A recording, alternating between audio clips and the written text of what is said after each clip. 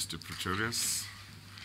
Thank you. May I just intervene, Mr. Chair, following our discussion in chambers, that and to make a formal announcement that Mr. Temba Maseko will come to give evidence tomorrow morning at 10 a.m. Yeah.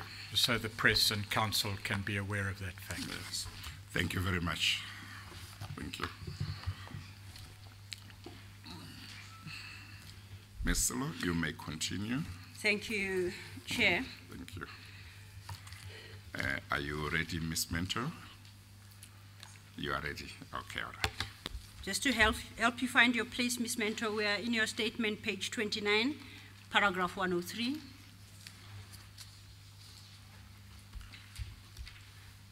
And dealing with what you term first disclosures.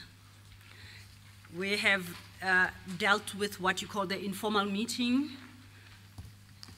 before the meeting of the Joint Standing Committee on Intelligence. Now, can you take the story up from paragraph 104?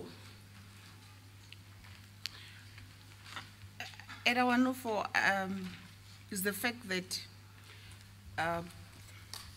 an opposition member or two raised the issue in the committee for the attention and request of the committee, requesting that the committee discusses the matter. I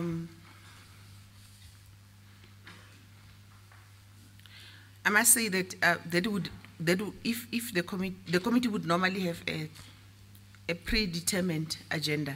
Okay. So they were trying to insert it as a new item agenda. The chairperson entertained that briefly and said that he would rather take the matter to Lutuliaus and to the president. So the matter stood off. It was left in the hands of the chairperson. He undertook to handle it. Now, when these issues were raised, had the meeting started formally? Yes, you adopt the agenda at the beginning of the meeting. Okay. Now, the members of the opposition, you say one or two, that raised this, was it after the adoption of the agenda or before, to your recollection? I think it was an attempt to add them to the agenda before it's adopted. So the meeting was in formal session now? Formal session. Now, do you recall who these one or two members were? I recall that they are members of the opposition, not members of the ANC. Okay. But you can't say to which party they belong. You don't have to commit yourself. If you don't remember, you don't. Yes, and I think on that committee there were only two members of the opposition representing two opposition parties. I don't want to commit myself to names. Can I inquire from you, are the minutes of this committee recorded? The minutes of the committee are usually recorded and they are secret. But Okay. I'm sure the commission will be able to deal with that. And can the chairperson accept that they are transcribed as minutes for consideration at the next meeting in the normal course? Can you explain that to me, please? Can the chairperson accept, and I appreciate that they are confidential, that in every meeting, minutes are taken, which are then adopted at the subsequent meeting? Does the committee follow that process as well? Yes, but the issue was not discussed. It was handed over to the chairperson. I'm sure that you'll get those minutes. Okay. If you ask for them. Now, you indicated that the chair expressed a view on how that matter should be dealt with. Who was the chairperson of this committee? Dr. Siyabonga Cwele. And can the chairperson accept that if the commission were able to locate those minutes, both the issue raised and the decision of the chairperson will be reflected in that minute? Yes, ma'am. Okay. Is that what you expect to be the position, or are you giving that answer because you did subsequently see them and they do reflect that? I did not see them, Chair. I don't know if matters that are considered for addition to the agenda are added. But I don't want to stop the commission. Yeah, no. To try and access the minutes.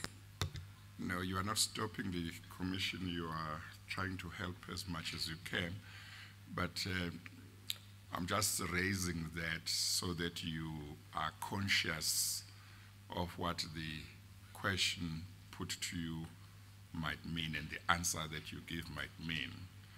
So you were asked whether the minutes will reflect that addition and the decision of the chairperson. You said yes.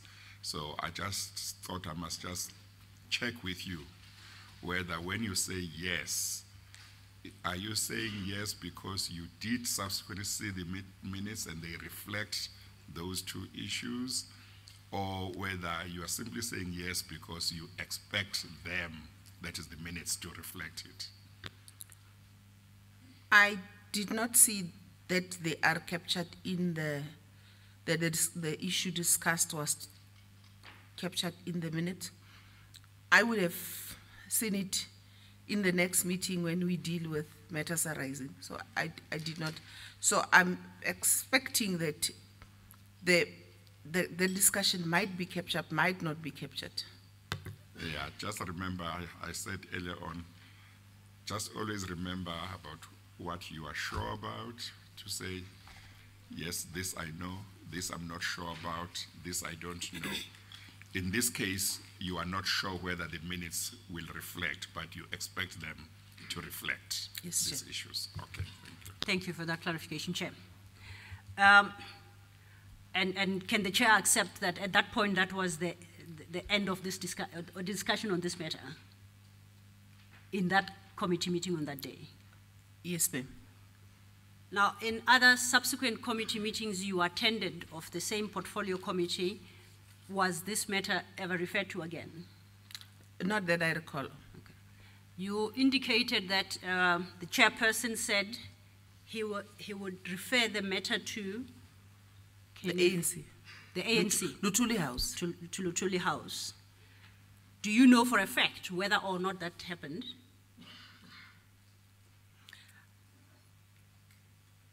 I must say that we were made to believe that it happened because we would have a study group of the ANC separate from the opposition. At one point, that issue was, the chairperson was asked how far the issue is that he had gone to report to Luthuli House, and the response was that Luthuli House is still seized with the matter. But further than that, I don't recall it ever being discussed again. And that question posed, you say, in the study group was with particular reference to this issue? Yes. Okay. Are you aware whether Luthuli House, as you explained, reverted to the chairperson of the committee on this aspect? No, I'm not aware. Did you make any inquiries as to what happened to the issue? I did not make an inquiry. Why not? Were you not interested in the outcome of what you had placed as a matter of concern to members of the committee? I did not make a follow-up. I'm trying to understand why that's so. Why didn't you follow it up? It could have been because another similar matter had previously occurred, was discussed, actually two issues by the committee, was handled in the same way, and went to Luthuli House, and once we were happy that Luthuli's House is seized with the matter, we would leave the issue. And those matters that you refer to, did they arise prior to or after the incident you reported? Prior to. Prior to. Now, did Luthuli House, and I mentioned in the broadest possible manner, have invite you for any engagements on this particular issue? No. Were you ever required to submit a report or to explain what transpired and the nature of your complaint? As flowing from the committee, no, but on my own, in the first meeting that I said that was the first meeting with Jesse and Gwede, I had raised that issue with them. The second meeting with them was my difficulty to get the president. But that was not necessarily flowing from the committee discussions. Okay, let me try and understand that. Are you saying you raised specifically the issue of the offer of a ministerial position by, as you state, Mr. Ajay Gupta, with Ms. Jessie Duarte and Mr. Gwede Mantashe? Is that what you're saying? In my first meeting with them, yes. Did they respond to that too? Mr. Gwede Mantashe, when I reached that point, immediately left the meeting, said he was going to another meeting, and he left me with Jessie Duarte. And in so leaving, did he react to what you had said before he left, or he left without any reaction at all? He left without reacting. After Mr. Mantashe had left the room, leaving you with Ms. Duarte, did you and Ms. Duarte discuss the matter any further? Yes, but in a very deep way, Ms. Jessie Duarte did not want to discuss the matter extensively with me. Why do you so conclude? What transpired there that led you to that conclusion? Like, she was taking note. She said that they are taking note of the issue I'm raising and they will deal with it. And on what basis, as far as this issue is concerned, did you and Ms. Duarte part? Sorry? On what basis did you and Ms. Duarte part as far as this issue is concerned? That they would be seized with the matter, because Ms. Jessie Duarte and Mr. Mantashe are the secretariat, and they receive things on behalf and they process them further to the entire leadership. They schedule the meetings, they table the agendas, they bring issues to the attention of the collective leadership if there are issues. Did Ms. Duarte undertake to revert to you on this matter at any No. point? Having left the matter with Ms. Duarte, did you subsequently follow it up? I did not. Is there a reason why you didn't? Chair, the culture of the ANC is such that you bring, maybe you go and complain or you bring an issue to Luthuli House, you report it to the office of the secretary, and you expect the office of the secretary, in the fullness of time, whatever time it takes to deal with the issues, the ANC to deal with the issues. And just for the record, what position did Mr. Gwede Mantashe at the time hold, and what position did Ms. Duarte? At that time, Mr. Mantashe was General Secretary of the ANC. Ms. Jessie Duarte was Deputy Secretary, was deputizing Mr. Mantashe. Okay. So we have dealt with your report to the Standing Committee. We have now dealt with your report to, you say, Mr. Gwede Mantashe and Ms. Jessie Duarte on the offer. Do you have a recollection on how long after you had placed this matter before the committee you had a meeting with Ms. Duarte and Mr. Mantashe? Can you recall at all? No, I don't recall. Again, using an event we all are aware of, was it before or after the cabinet reshuffle? in October 2010. It was before. It was before still. Okay. Yes, Chair. Well, if it was before, wouldn't the two be quite close to each other then? Because didn't you say the reshuffle happened at the end of October? Say your answer so the record can capture it. I don't understand your question, Chair. I'm saying she is asking you, the question she was asking you is whether you are able to say how long after you had reported the matter to the Intelligence Committee, you reported to Mr. Mantashe and Ms. Duarte. She was saying, are you able to say how long that was? And I understood you to say it was long after. Did I understand correctly? I said not after, not long after.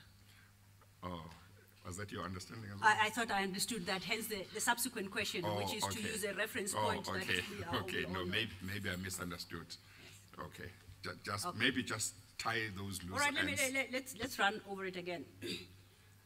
We know that shortly after the offer was made to you at a Wednesday meeting of the committee, and you explained to the chair that that could have been the Wednesday following the offer on the Monday, or could very well have been the second. No, I think you might wish to start again. You talked about an offer being made on a Wednesday. No, the Remember? offer being made on the Monday, Yeah, I think just and start she again, yeah. disclosing it to the committee on a Wednesday subsequent. And you explained to the chair that it was not long after the offer was made, and you could not say, though, whether it was the Wednesday immediately following or the subsequent meeting of the committee on a Wednesday. You recall that? Yes, ma'am.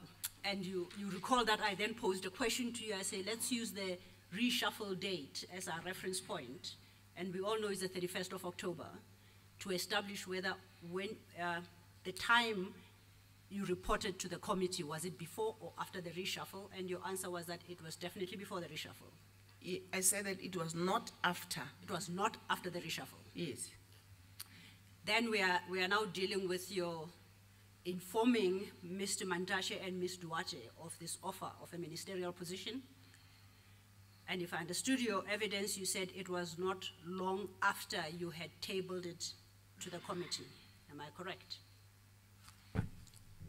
Please, I know you may be tired. It's been a long day, and yesterday you were also giving evidence almost the whole day, so you may be tired. But please try and give your answers, articulate them so that the record can capture what your answer is. Thank you. I think I remember that I wanted to say yes, and I nodded. So I'll also keep reminding you, each time I point to the mic, it means time to articulate it verbally, your response. Thank you. I then asked you, after you said yes, it was not long after you had tabled it before the committee that you spoke to Mr. Mantashe and Ms. Duarte. So once again, I used that cabinet reshuffle date as a reference point to find out whether your report to Mr. Mantashe and Ms. Duarte was before the reshuffle or after the reshuffle. And your response, if I understood it, was that it was before the reshuffle. She nods to say Oh, yes. she did not. Oh, yes, sorry. Okay. And because I also translated that nod, I apologize, Chair, I didn't point to the mic. So then, in a nutshell, you're reporting to the committee and you're reporting to the General Secretary and the Deputy General Secretary of the ANC all took place before the cabinet reshuffle. Is that what the Chair should understand? And then I want to ask whether you are sure of that and that's what you want to, the understanding you want to leave the Chair with. Chair, I don't recall in that meeting with Jesse and Mr. Mantashe referring to the reshuffle as it had occurred.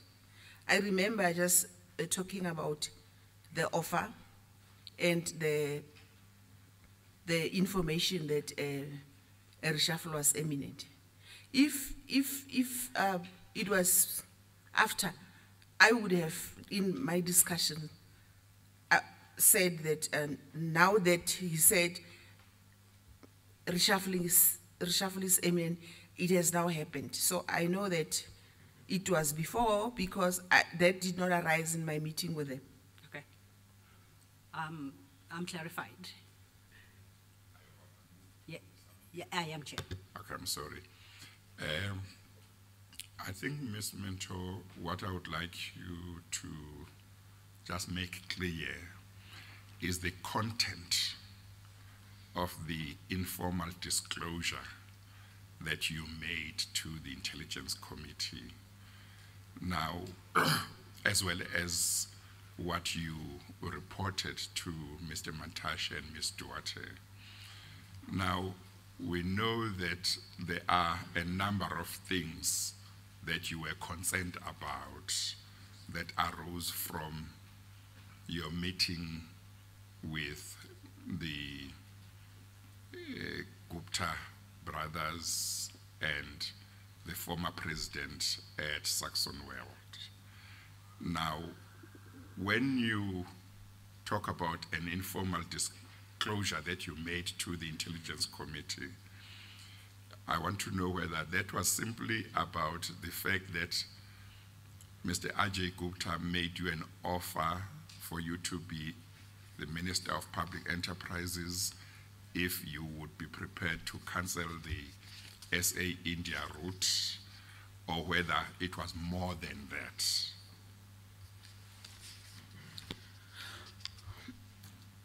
It was the issue of the offering of the ministerial position and the route, as well as the reshuffling. I did not go into details about what happened between myself and the president. Oh, okay. No, that's important because I wanted to make sure that if any of those people, any one of them or more, were to come here, we must know whether we expect them to know some of the details you have told us about in relation to what happened when you went to Gauteng to meet the president or not. So it was basically the reshuffling and the offer. And in terms of the reshuffling, was your concern simply that you conveyed to the committee and to Mr. Mantashe and Ms. Duarte subsequently, was the concern simply that you heard from a private citizen that there would be a cabinet reshuffle, number one. Number two, that you were offered a ministerial position by somebody other than the president? In other words, were those the two issues that you were raising? In other words, you were saying, I couldn't understand how somebody else other than the president could say he could offer me a ministerial position, number one. Number two, he told me about the cabinet reshuffle that hasn't happened. So I just want to understand what it is you conveyed to them that they were supposed to deal with. The crux of the issue I was conveying was that they offered me a ministerial post when they do not have the authority to do so, and that they offered it with a certain condition, which was to cancel the route, and that they told me that there is a pending reshuffle. And it was the same two issues that you conveyed to Mr. Mantashe and Ms. Duarte? Yes, Chair. Thank you very much. Thank you, Chair. Thank you, Ms. Mentor. You proceed then on your page 30 to deal with this issue of disclosures under heading Media and Social Media, and you start that at paragraph 106. Can you take the Chair through the disclosure on media and social media? The disclosure, I understand, falling under the main heading of my disclosure of the offer made to me by Mr. Ajay Gupta.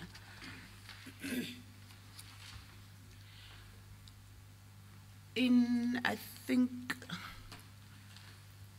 It was in May, if I'm not wrong, April, May of 2013. There was a report in the media of a private jet that landed at Waterkloof that was bringing wedding guests, supposed wedding guests for the Gupta family. In the media, it was reported that those guests, together with whatever cargo or luggage they might have carried, did not go through, were not taken through customs. Okay. And Waterkloof is a national key point, and that was concerning. And because it was the Gupta, the same family name that I had history with in terms of what happened at Saxon World, it was concerning for me that the problem was persisting. And in fact, not only between 2010, when I had an encounter with them, and between 2013,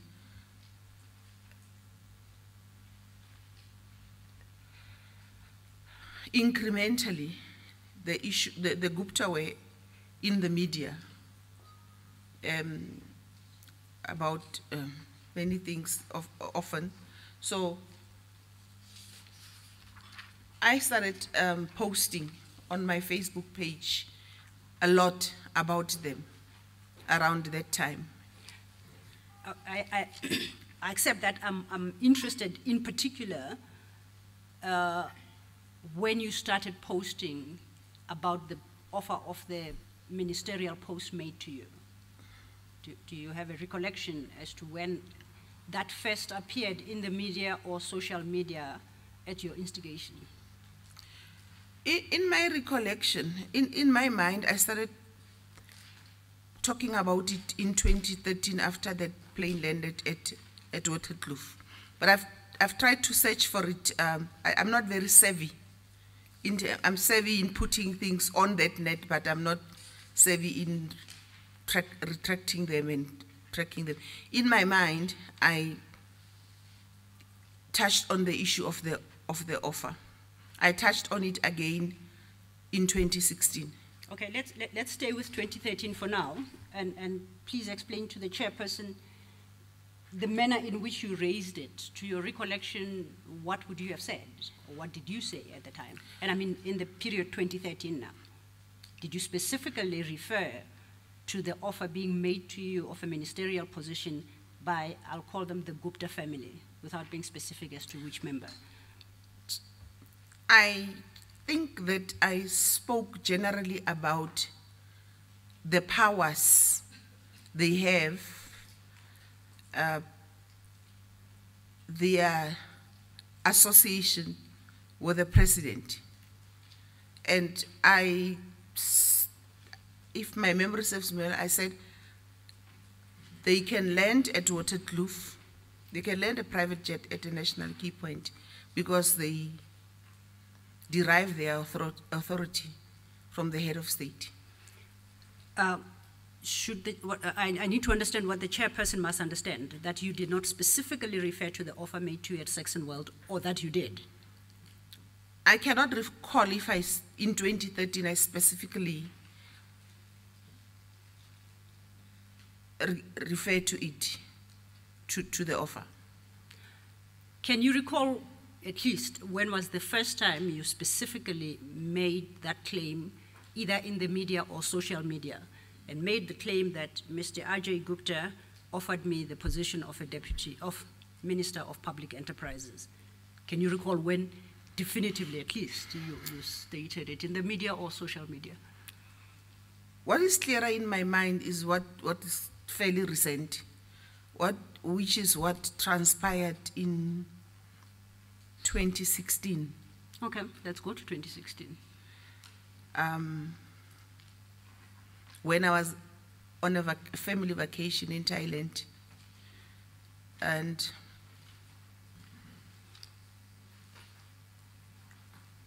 Can you put a time to that, to be precise, month, date if possible? February 2016. Okay, thank you. I think it was towards the end of February 2016. February, March. Okay. February stroke March 2016. I'm sure we can accept that. I recall that at that time, I think it was Moody's agency that was in the country, and there was a high probability that South Africa was going to be downgraded. So much as I was on vacation, I was seized with checking news from home through the net and by various ways. That's when I came across, I first came across the government emblem that had a head of Gupta brother superimposed on it with a turban that depicts Indian culture, as Indian men would often do, wear a turban around their head. So I put a post on the media, or on my wall, saying, this is who runs the country. In fact, I think I linked that to the probable downgrade that was pending. I said in my post, and I'm paraphrasing, we are in this situation, meaning the situation of a probable pending downgrade because of this. Our country is run by this. Okay. Subsequent to and then there was a whole lot of discussion around that. But because there is I'm sorry, Ms. Mentor. Please don't forget what you wanted to say. Okay. Will you just say what you meant when you said our country is run by this? Just state exactly what you were meaning. Thank you, Chair.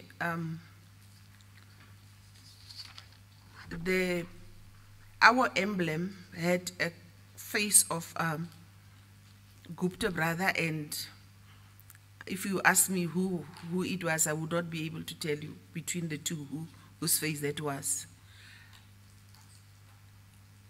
And I was saying, we are about to be downgraded. We are in an economic mess, about to be downgraded because of, in the post, I did not say so-and-so runs the country, but I put that picture and said, because this is who runs the country. Yeah, what I mean is you obviously had in mind who you were talking about. Who is that? Gupta. And based on the posting, the person who saw the post and read what you wrote would understand that as well. Is that correct or not? A person would understand that. I was at the point where I say there was a lot of discussion because everybody understood that I meant that our country is being run by a Gupta or the Guptas, and yes, that has resulted in an economic mess. Yes, okay, thank you. Thank you, Chair. Okay, then you made that comment on social media. It was a general comment about who runs the country. Now, when did you first make a posting relating to the actual offer of the ministerial post? I think the next day or within a few space of time, because there's a time difference between Thailand and South Africa. Yes. There was an intervening period where I went to sleep. and then when I woke up the next day, it might not have been the same day in terms of the time differences between a certain Johan Abri, who is a member of the DA, had also discussed the issue of the Guptas. I don't know if he also had put that thing, because those few days that the head of the Gupta on an emblem was a topical issue on the, I don't recall if he had also put that thing there, but on his thread, by the time I woke up, his thread was quite advanced in discussion. I then said that I'm not surprised, but they had previously offered me a position, and if you'd indulge me, Chair,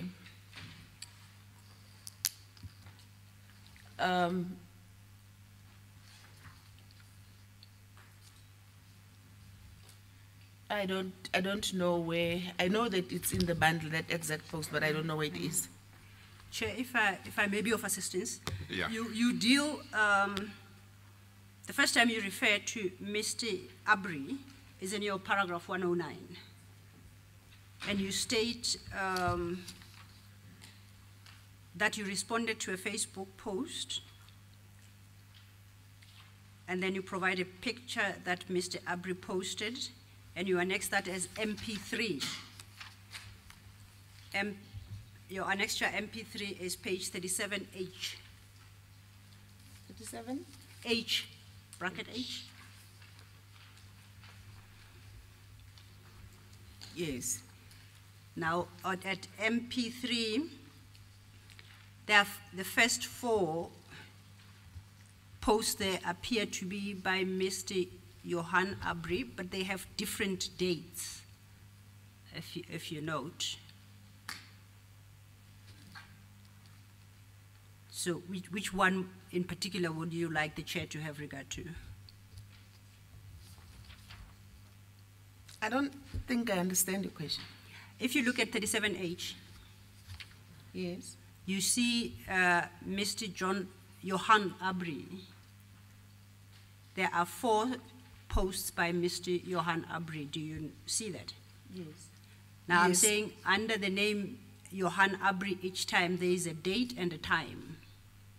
The first is March 21st.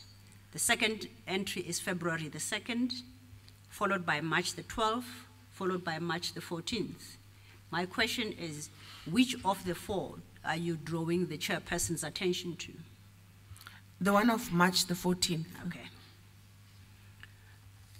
You may continue. You received this post, or at least you saw it, let me say. I saw it And then what happens next? and I commented. Okay, let's deal with your comment. Where do we find your comment to this post? 110. Page 31, paragraph 110. Paragraph 110.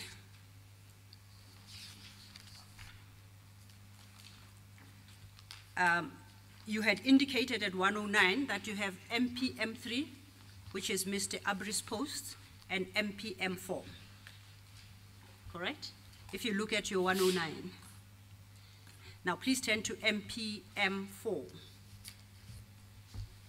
Yes. and explain what MPM4 is. Is that your response?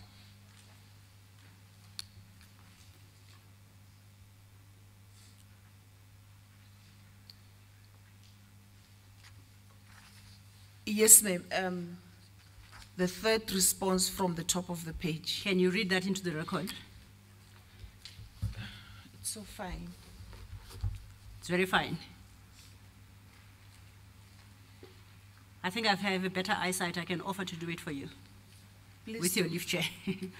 It reads Vytjie Mentor, I guess. It indicates the person who posts. The actual post is, but they have, I think it's supposed to be head, previously asked me to become a Minister of Public Enterprises when Barbara Hogan got the job, provided that I would drop the SAA flight route to India and give to them. I refused, and so I was never made a minister. the president was in another room when they offered me this in Saxonwold. End of quote. Yes, ma'am. When, to your recollection, did you post that? It was on the 14th of March. 14th of March. You proceed in your statement at 111 and you refer to another annexure, MPM5. If you look at your 111, what is MPM5?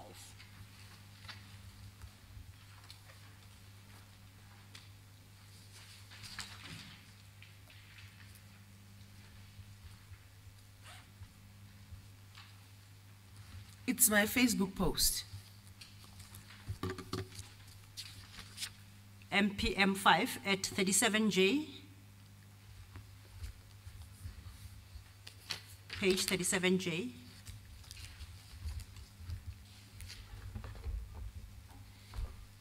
That's not readable. Okay, but you see what it is. I You see don't have that. to read it. I see the face of President Zuma. Okay, now what is that? Let's go back to your 111, paragraph 111, and then you explain, because that's where you explain what it is. Chair, it is not readable, it's very faint. But for purposes of confirming what it is there going to be a dispute about what it is? I didn't anticipate the witness would have difficulty in identifying her own annexure. But if you ask her whether it is X, she might be able to say, yes, it is X. Okay, I understand off record that it's a screenshot. Oh, okay. Well, either Okay. you deal with it that I'll way deal or with it in another that way. fashion. Yeah, okay. I understand, Ms. Mentor, it's a screenshot. Do you agree, disagree? Do you have an issue with it being put across as a screenshot? Before she answers, Chair, I know your copy is illegible. Yeah, it is. So is hers, and so Yeah. is everybody's copy. Yeah. I have managed to obtain from her attorneys Yeah. the original colored. Okay. So perhaps I only have one. Yeah. So Can perhaps give to her in the if I meantime. give it to her to satisfy herself about it, testify Yeah. about it, and then I will submit this to the chair Yeah. as the chair's copy. Yeah, give it to the witness. Thank you. Thank you. Now, Ms. Mentor, what you're about to receive is a better copy of MPM5.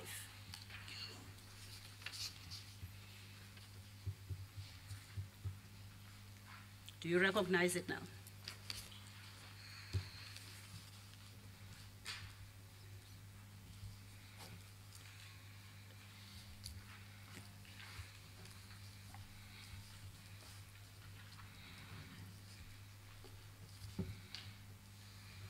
Yes, I can see what's written there, ma'am. Okay. Can you explain to the chair what that is? And when it's dated, if you can make out. You can't? It's titled News. Yes? It's dated the 25th of March, 20. Please look carefully. The caption is, Ms. Mentor, can I take you back to the date and look carefully?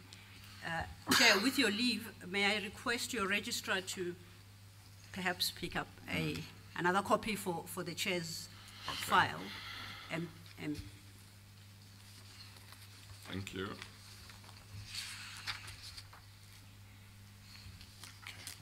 Chair, if I may request that the copy I've just handed in, I think it is marked MPM4. That is Yes. an error. As it appears in the record, it has now become MPM5. So Okay. if the chair could effect that change. Okay.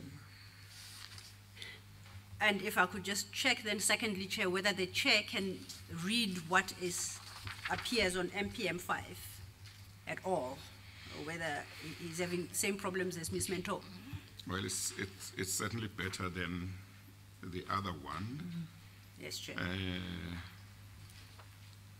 You can read with some difficulty, or at least I can Okay. read with some difficulty. Okay. Then perhaps with Ms. Mentor, I think Ms. Mentor is struggling. Through the chair, I will Yes. confirm what I'll read here. I read, the first word is news. It's followed by the sentence, social media comment by former member of parliament. Immediately below is the date 15 March 2016. Do you see that? Yeah, I thought it was 25. With the chair can confirm, I think his copy is 15. And it states that the presidency has received media inquiries about. Well, I must just say that now that she said she thought it was 25, when you take in your first look, it does look like 25 to me as well. But the longer you look at it, it does look like 15. That's I see 15 chairs. So. But all three of us wear specs, so maybe mine are newer chair. Okay, all right. And in brief, it quotes the response by the president to comments attributed to Ms. Mentor in the press. And next to the last line on that snapshot is indication that inquiries be directed to Benjamin somebody, given the number, and it's issued by the Presidency, Pretoria. Now, at paragraph 115, Ms. Mentor states that on the 15th of March 2016, the President responded to her media social media statements. So we had to go through all that because the annexure provided is very difficult to make out because they are so faint. And at first, I too was of the impression that it was 25. But now, having seen the original, I see it's 15.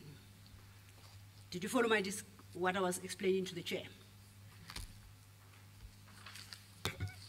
That might have been too long. Maybe you need to break it up. Let me try again. Yeah, you remember we dealt with your MPM4, which is the comment you made to Mr. Abri's post. Yes, and you said it was on the 14th of March.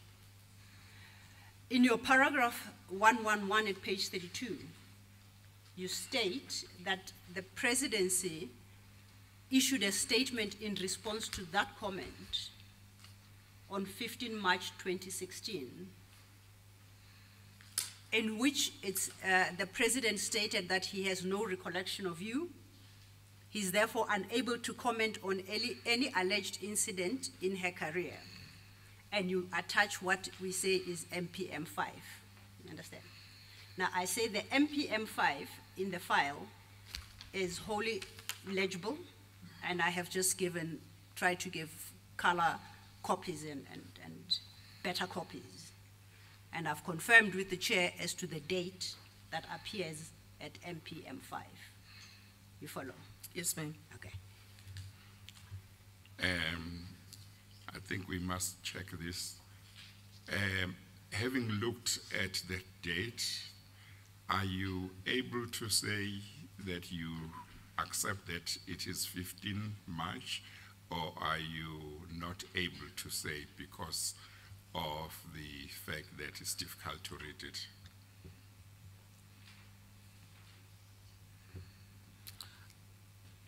March in terms of MPM5,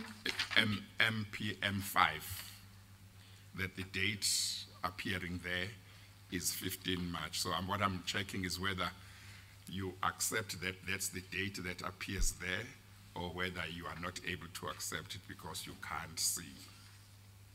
I accept it because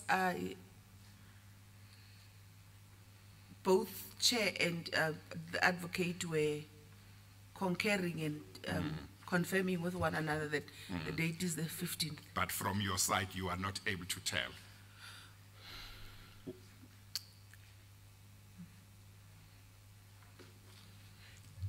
You are not sure. This is embarrassing, Chair. Yeah, why? That I don't see. I don't see either. It looks like a 25, but I accept that you both say that it's a 15. Yeah, well, maybe in the end, nothing might be turning on whether it's the 15th or not, but what I wanted to check is whether, while I see on my copy as 15 and she sees it, whether you are also able to see it as 15 or not. That's all I wanted to double check. Did you want to say something just now? Not relying on what I see here, Chair. Uh-huh. I know that it is probably most definitely the 15th. Okay, okay, that's fine. Thank you, Chair. Thank you. And just to close off on that subject, if I may, at paragraph 111, page 32, Yeah, she specifically states it's the 15th. okay, okay. Thank you, Chair. Okay, so now we've dealt with your post of the 14th, and we've dealt with the President's response thereto of the 15th in terms of MPM 5. Can you then take the story forward? We are still on the disclosure issues in the social media and the media. I'm sorry, Ms. Silo, before Ms. Mentor does so, I just want to make sure I understand this. The response from the presidency, which we find in MPM 5, was it a response to you making a statement that you were told by the Guptas or Mr. Ajay Gupta that there was going to be a cabinet reshuffle before it happened, and that he offered you a ministerial position on condition that you would cancel the SA India route? In other words, was it a response to a disclosure or a statement about those two issues, or was it a response to much more than that? As I was out of the country, I landed on the day when I saw this. So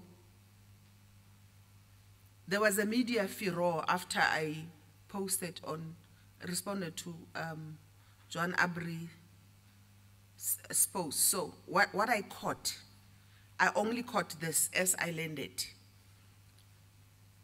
I did not do a search as to was it a direct response to my post, or was it direct response to what the media has written about my post. Oh, okay, because what I wanted to establish is whether this can be taken to have been former President Zuma's response to whatever you may have already said by then in terms of what had happened when you went to meet him, or whether it was simply that he may have learnt in the media about two things that you had said, namely that you were made an offer of a ministerial position by the Guptas and that you had been told by the Guptas about a pending cabinet reshuffle. So I'm trying to understand whether his response would have been confined to those two issues, or whether it was the larger story about your being at the Guptas on the day in question. You don't know? I don't know, but probably the former. Okay, thank you. Thank you, Chair.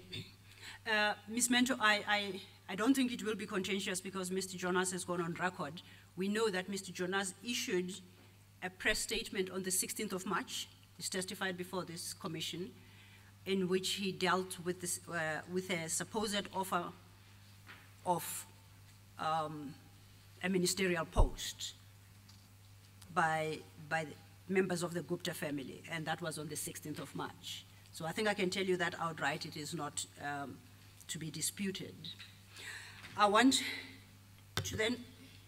I'm sorry, who do you say will not dispute that? Do No, you no, know the- whether Mr. I.J. Gupta will not dispute that? No, Chair. Not the content of that. That Mr. Jonas issued a press statement. Or the fact of the That fact issuing will, of the... yes, okay. that's the one that is not okay. will be in dispute, not the content. Okay, all right. Then I guess we'll finish quickly and go home. Because then that is the 16th. In your statement, and I'm mindful of the time, at 117 you then give a further annexure dealing with your further comments on this supposed offer made to you. And that you say is to be found in your annexure MPM 7. MPM 7 is at 37L, L for lorry. I'm sorry, Ms. Silo. You are going to 37L, is that right? 37L, L That's for where lorry. you are going. Yes, that's where I am. Chair. Before you get there, Ms. Mentor, can I ask you something relating to 37K, which is MPM 6?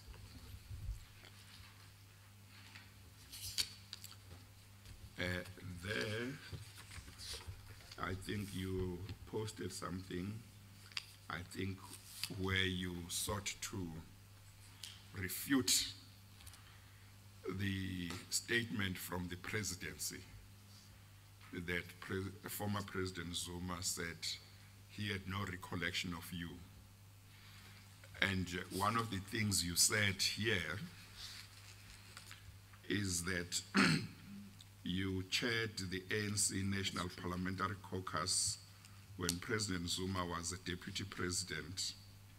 He sat next to me and spoke through me and with me in caucus each Thursday when Parliament was in session.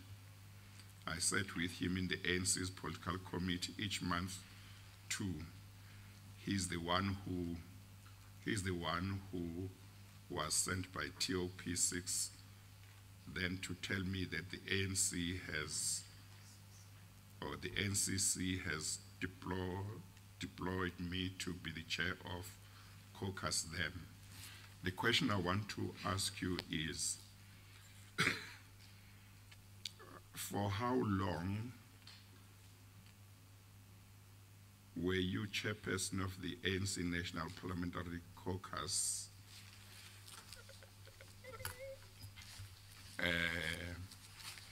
in terms of a year or the full term of parliament or 3 years or something like that? I think it's 4 years or slightly just over 4 years. Chair. Now, that's quite important. It's then important also to tell us more or less how much of that period of 4 years would he have, that is former President Zuma, would he have sat next to you every Thursday to deal with issues? For example, I assume there would have been meetings he did not attend and so on, but are you able to say something like maybe for a year, for 2 years, or whatever period, almost maybe at least once a month he would be sitting next to me or to discuss matters over that period? Do you mean in a concise way, or I should spend the 4-year period? I'm just saying, let's say if you are in a board of a company that meets once every 3 months, if you are in a board for 5 years and you meet same people every 3 months, I mean, in a year you would have met them for 4 times. If you don't skip any meeting, over 5 years you would have met them 4 times 5. So I'm trying to look at the frequency with which he sat next to you, because the presidency said he has no recollection of you. You are saying, but the man used to sit next to me every Thursday. So I'm trying to see whether it's every Thursday over how long, more or less. My key indicator there was when Parliament was in session. And of course, it will exclude when the president is deputy president is out of the country. How the ANC caucus works like, I don't know if it still works like that, how it was working like at that time. The head of state would attend caucus once a quarter. But the deputy president had to attend caucus and let me start with caucus meetings before I go to political meetings. Not unless he was sick or out of the country, he has to attend, and he attended caucus regularly when Parliament was in session. And Parliament would not be in session December period until caucus would begin from February. Parliament would go in session again briefly for the June holidays, usually for about 2 weeks or for 2/3 of the June holidays. Then Parliament would go on recess for August month. So those are the only times when Parliament is not in recess. And all the other times, caucus would be sitting every Thursday. And if the deputy president is in the country, he would attend the meeting because he expected to attend every single caucus meeting when he is available. The political committee meetings set once a month. The deputy president was head of the political committee. He was expected, he attended regularly also, not unless he was out of the country. So that's the frequency at which I sat with the deputy president. Is it likely to be correct to say, and you must just think carefully before you answer, because you just need to make sure that you are answering correctly. Would it likely to be correct to say it was not less than 10 times that he sat next to you while you were in that capacity over whatever the period was? Or you would not be able to say? It was way over 10 times. It was way over 10 times? Yes, Chair. Maybe even close to 15, 20? Over a period of 4 years? Over that. Okay. And would there have been an attendance register that was kept for those meetings? Definitely, Chair. And would they reflect his attendance? Yes, Chair, and my attendance too. Yes. And would they be, as far as you know, would they be available from Parliament? They would be available from the ANC caucus. Oh, okay. If kept. Or they would not be, they would be a party issue, not a parliamentary issue. Yes, Chair, it's a caucus and political committee is a party issue. And as far as you know, did this committee did it use to keep proper records of registers and minutes? Yes, Chair. Yes. Okay, thank you. Chair, if I may just assist the Chair, the Chair might want to take note of the following, because when Ms. Mentor gave testimony on these aspects yesterday, she wasn't referring to a statement. This is dealt with at paragraph 19 at page 5 of her statement. From paragraph 16, it's 2002 when she becomes a member of parliament. And at 17 indicates in 2004 she was then elected chairperson of portfolio committee. At 18, she says she was made an ANC whip for discipline in 2004. At 19, says shortly thereafter I was promoted to become the national chairperson of the ANC caucus in parliament. I held that position from 2004 to 2008. By virtue of that position, I sat on the national executive, the NEC of the ANC. Then at 20 says approximately 2008, I was removed as national chairperson of the ANC caucus. So I just wanted to draw the chair's attention to 16 to 20, and it would address some of the time issues. Thank you, Chair. Maybe I can just add this, Ms. Mentor. With you having been chair of that committee, so you would have actually seen minutes of various meetings of that committee. Yes, Chair. Yes. I would sign the minutes. Yes, and as you sit here, you know that they did reflect him as having attended. Yes, Chair, whenever he attended. The minutes had an addendum of the register, which is separate. Yes. We don't sign the attendance register, but Yeah. I sign the minutes, but Yes. attached to the minutes is a separate document, Yes. which you circulate because the caucus is very huge, Yes. and everybody signs next to their name when Yes. they are in attendance. Yes. So your response to the statement from the presidency to the effect that the former president had no recollection of you was in effect to say, but how is it possible? Because he sat next to me in meetings for so long, effectively. Yes, Chair. Thank you. Thank you, Chair.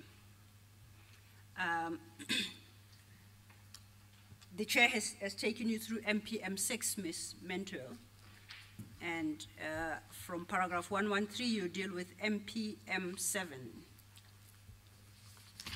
And your MPM 7 is the one that appears at 37 bracket L. Sorry. L for lorry. L appears to be a collection of, in fact, all of L are your postings, I think, on social media. The first one is dated March 17th, and the one following is November 6th. And when I look at the dates, let me start. It's March 17, 2016, it would appear. The next one is November 6, 2016, followed by October 29th, 2016, April 21, then back to October 4th. Now, of all these, which ones are you relying on as MPM 7? I don't understand your question. There are a number of entries by you. Which one of these are you relying upon to, as regards our issue of when you went public on the offer made to you by the Guptas? They appear to be varied and covering a range of issues. Is it I legible? don't know if I understand your question. Okay. Yes, Chair. Well, firstly, are you able to read? Yes, There, Chair. you are able to read. I don't know whether you were seeking to establish which of these entries is the relevant one for our purposes. well, maybe don't say it's the relevant one. Say exactly, do you mean, was it the first one she posted? Was it the one she posted in response to something? Chair, maybe I'll repose it, but I will not qualify it in that fashion with your permission. Okay. She quotes a particular entry or posting on Facebook in her statement. Yes. And having so quoted it, she refers to MPM7. Yeah. And I just wanted to indicate on MPM7 where that is. Okay, I think you must. Go to paragraph 113 of your statement.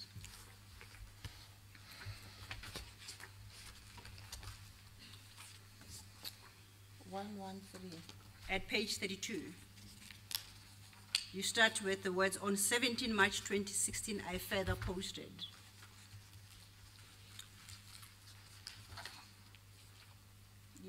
Do you see what you have written there and the quotation following? And then in Yes. 114, you have got a copy of this post is MPM7. Can you see that? Yes, Chair. What she is asking is that you should point out at page 37L, which of those, I don't know if they are called postings, or those entries she calls them, is the one you refer to in paragraph 114. Which one of those, yeah. That's what she wants. Thank you, Chair. It's the one of 17 March. So, okay. The only one of 17 March, Chair, is the first one at MPM7. Okay. Because the writing is small, you can now refer back Okay. to your paragraph 113 where you've quoted it. So do you confirm that is the top one at 37, page 37L? Yes, Chair. Thank you. Okay, now let's deal with that post, or I don't know what the chair called it. Well, don't rely on me. I don't know It's these a post. things. The post, okay, the post. Let's rely on the version you have on at page 113 of your statement. It's more legible. Paragraph 113, page 32. Okay, now can you read into the record what you said on the 17th of March on your Facebook page? President Zuma was in that Gupta house with me on that day. He came in after I rejected the offer. He accompanied me down the 456 marble-covered white stairs at the entrance of the Gupta house to their black twin cab with heavily black-tinted windows, which taking me back to the airport. I'm reading it as is. Yes. I was on crutches. It was about 5 to 7 days or so before Barbara Hogan was reshuffled as a Minister of Public Enterprises. The rest I will reveal at the right time. Okay. While we are on that, may I inquire as to what you meant by the statement, the rest I will reveal at the right time? The rest would be my interactions with President Zuma when I alerted him to the offer and everything, and how he treated me and how he responded to me. Okay. Matters that you have testified to already. Yes. Before the chair. Okay, so was that your final social media post on this topic? May I just address you on that post through you, Chair? Yes. Yes. Once again, like I highlighted, I think it was at paragraph 100, that the timing on the post was wrong of 7 to a few days. When you say it was about 5 to 7 days or so before Barbara Hogan was Yes. reshuffled. So I know it stands like this, but I'm saying, having gone through the issues and checking the timelines, that was wrong, the estimation of 5 to 7 days. okay. We will note it. I then inquired from you whether this was the last of your posts on this particular subject. I doubt that would have been. I think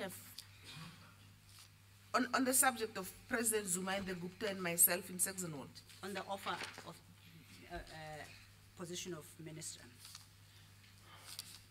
I wouldn't know if it was the last. Okay. As far as this chair is concerned, that is the last post you provide him. You don't refer to any other subsequent to that. in your statement as it currently stands. Do you want to check your statement? Yes, I would like to do that. Please do so. The post we've just read, you deal with at 113, and at 114 you annex it as MPM7. And you can just check the papers, the pages following.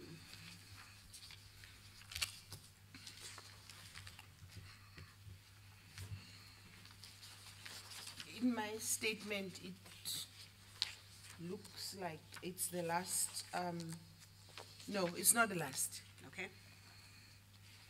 There is a post on page 36. 36. Paragraph 127. Oh, 36, yes, ma'am.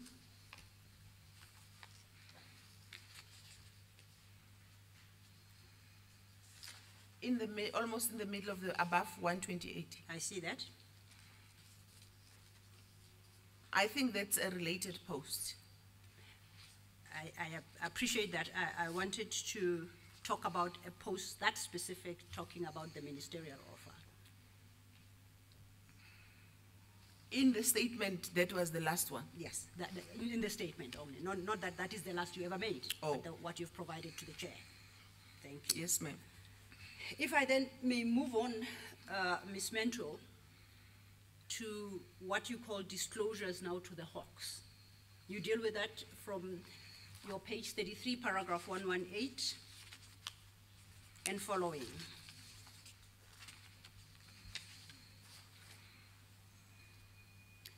You've located the place in the book. Yes, ma'am. Can you then tell the chairperson about your disclosures to the Hawks? Firstly, what did you disclose and when did you disclose it?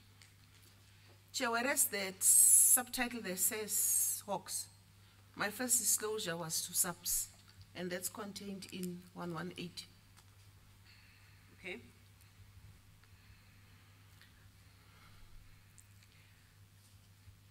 After, because there was a lot of furor, and I was also posting a lot on Facebook about this Gupta matter and the president and all those things,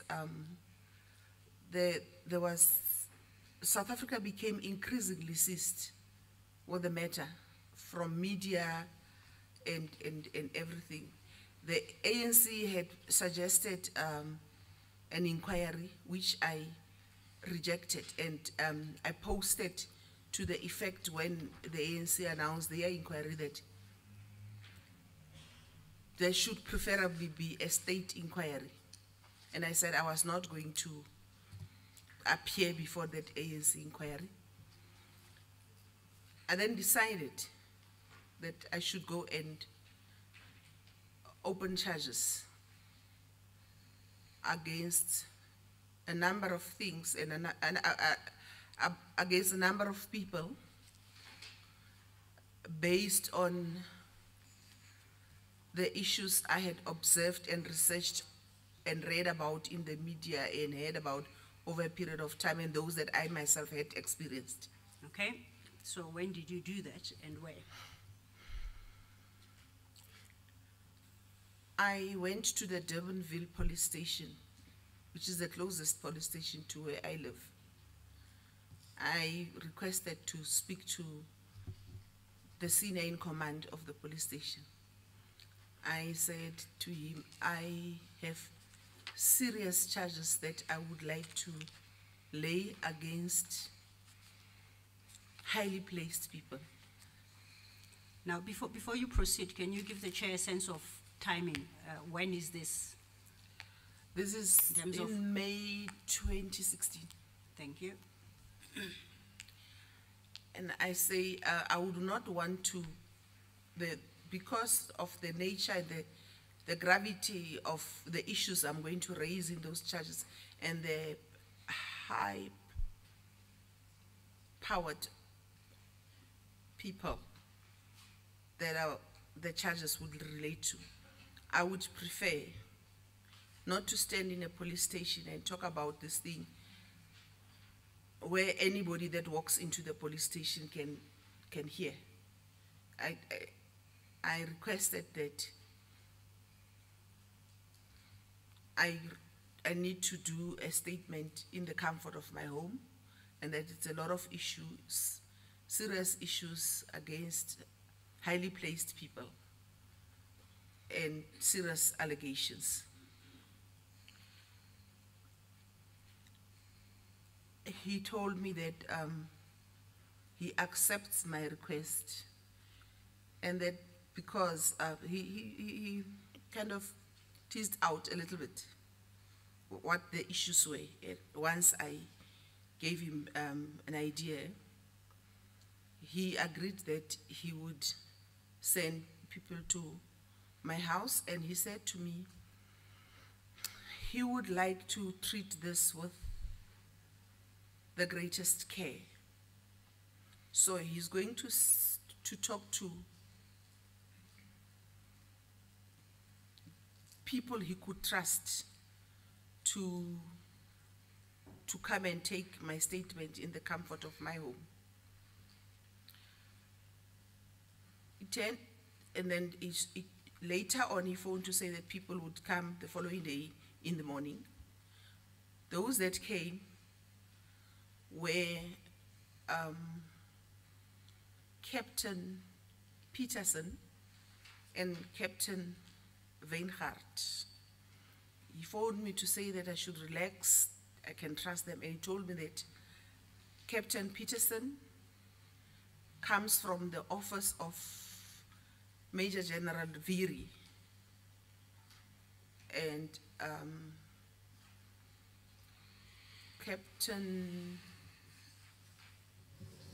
actually he had said to me that the best people that he can think of would be Major General Vytjie. I hope I'm getting his title right at the time, and Jacobs. Those were the people who said they are trusted. He knows that they would not, because myself and him, we were concerned that we shouldn't report things to people who would kill the charges. So he told me that people would come. Peterson came from Vytjie's office, but he was with Captain Weinhardt, and he told me that Captain Weinhardt is his best detective, and he told me that Captain Peterson is the best to take the statements. We sat the whole day. By we, you mean myself, Captain Peterson, Captain Weinhardt. Okay. From past 8 in the morning to around past 9 or 10 in the evening. Okay. I asked them which officers I wanted to confirm they came from, just right at the beginning. They confirmed to me that Peterson came from Major General Vytjie's office. Weinhardt came from the detective section of the police, but his offices were in Durbanville, okay. Weinhardt. So Peterson, we agreed, he said to me, would I be comfortable if I narrate whatever I have to say, and he writes, and Weinhardt was to observe the process. I was comfortable because I knew that there was going to be a hell of a lot of writing. I did not want to take that responsibility. So I narrated what became something that became my first handwritten statement. We had breakfast, we had lunch, we had dinner, continuing with the task. At the end of it, at around past 9, they gave me the statement to read to satisfy myself that it was it captured the process. In between, if there were issues, we would resolve them. After reading the statement, I was happy with the content. Where there was a change, I would have signed, but I had accepted the whole statement, and I signed, and Peterson signed too.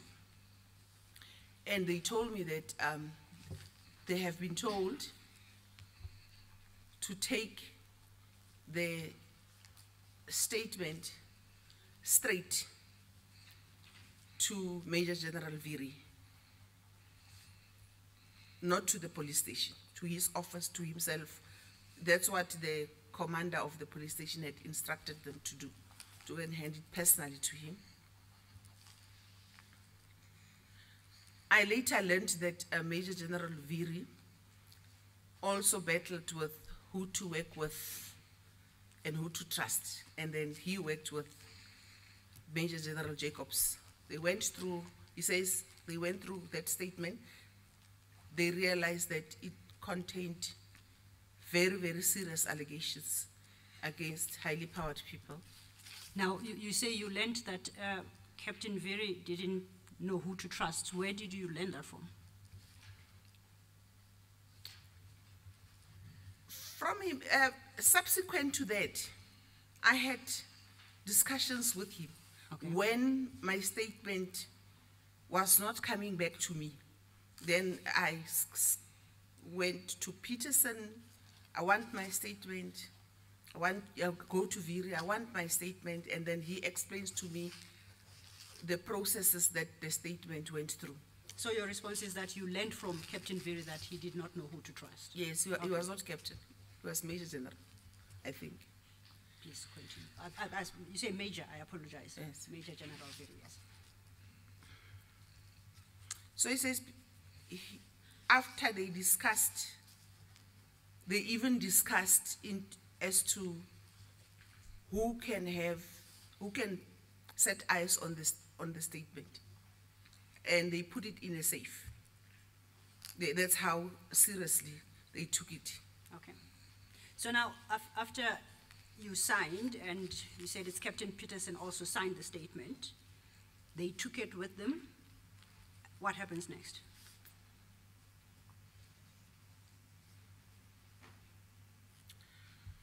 I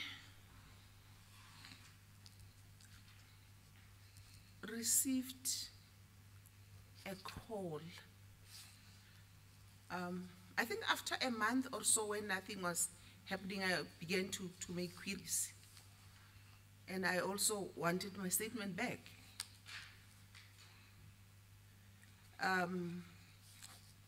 Who were you making inquiries with? I started with the people that were with me in the house when I made the statement. Okay. Then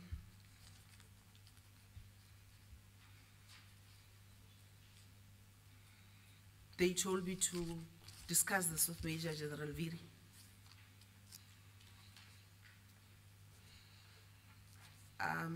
Before they did that, they also told me that at one stage, the statement went into possession of the head of detectives for the Western Cape. Do you know the identity of the head of the detectives for the Western Cape they were referring to? Oh, let me just retract a little bit, okay. Through you, Chair. I had telephone discussion with them wanting my statement, and then I called them to my house again, the two of them. And then they told me that I had known by that time that it was with Mr. Vytjie, but I said, but you guys took the statement, can you help me get my statement? Then I called them to my house, and they came, and they told me that it had also then gone to the possession of the head of detectives, who is an African lady, a Xhosa lady, was a Xhosa lady at that time. So I asked them, do you have her number? They had a number. And I said, give me the number, I would like to call her in your presence. And I called her. And I said to her, I understand that you have possession of my statement and I've been looking for it. She was first defensive. She was like saying, who are you? And I said, I am so and so. I gave him the history. And then she said to me, I'll call you just now. She called and then she admitted that she had possession of the statement. Now, do you have the identity of this person? Do you have a name or title? I know the title, but I got the number from the two gentlemen, and I phoned I got the number and I So phoned. they didn't disclose her name to you at the time? They did. I do not remember it. Okay. Yes. Please proceed. After much, our two calls were nasty. I was angry. She was defensive. Eventually, I forced her to admit that the statement is no longer with, she said the statement is no longer with her. And Mr. Vytjie had also said that the statement is no longer with him and Mr. Jacobs. So this one admitted that she had possession of the statement. And then she told me that on the instruction of Mr. Ntlemeza, who was police commissioner, Mr. Ntlemeza had instructed, that's what she told me, instructed Mr. Pahlani, I have this problem with names, who I think was second in command, Pahlani, P-H-A-H-L, I think, Pahlani. Is that the same one that to whom you referred yesterday as having been acting commissioner, National Commissioner of Police? Is that the one you're talking about? Yes. Because yesterday you did refer to Pahlane, and I understood you to be referring to that one. Are Yes. you talking about the same person? Yes, but at that time, I think he was not yet, I think he was second in command or something. The person that was in command at that time was Mr. Ntlemeza, Okay. in my recollection. But, so the head of detectives confessed that my statement had been airlifted. A private jet had been dispatched, and when that happened, it was a Saturday, and Mr. Ntlemeza was somewhere in Limpopo, and he had told her that somebody would come by private jet to fetch my statement and to fly it to Pretoria. Okay. So that's what she told you. Yes. Okay. And what? She corroborated what what I knew already. And how did you come? No, what I knew was that I did not know about the jet and the flights. I had the airlifting. I heard that the statement had exchanged hands, removed from the hands of Major General Vytjie and Jacobs. And how To from- her. How did you learn that? I learned both from Captain Peterson and from Major General Vytjie himself. Did they indicate who had taken possession of your statement, taking it away from them? Sorry? Did they tell you who had taken the statement away from them? Mr. Vytjie told me that, if I remember well, that he was instructed to hand over the statement to the head of detectives. Okay. All right. Now, you've taken us through having a conversation with this lady who you say is the head of detectives in the Western Cape, and she advised you that on certain instruction, the statement was ferried to Pretoria. Yeah, the statement was no longer in their possession, it was no longer in the Western Cape, it was under the Hawks in Pretoria. Okay, then what happens after that, after you learn this? I continued to demand my statement. From who are you demanding the statement by now? I am writing, if my memory serves me well, I'm phoning. Oh, in the intervening period, after I called the lady, the Western Cape head of detectives and all those things, a certain Mr. Mtolo phones and arranges to meet me, said he has been sent by the Hawks to come and meet with me. He meets me also in my house. And do you have can you indicate a date about when this happened? It's now in June. Okay. The year? All this is happening in 2016. Okay. When I went to the police station, it was May 2016. Please proceed. Mr. Mtolo,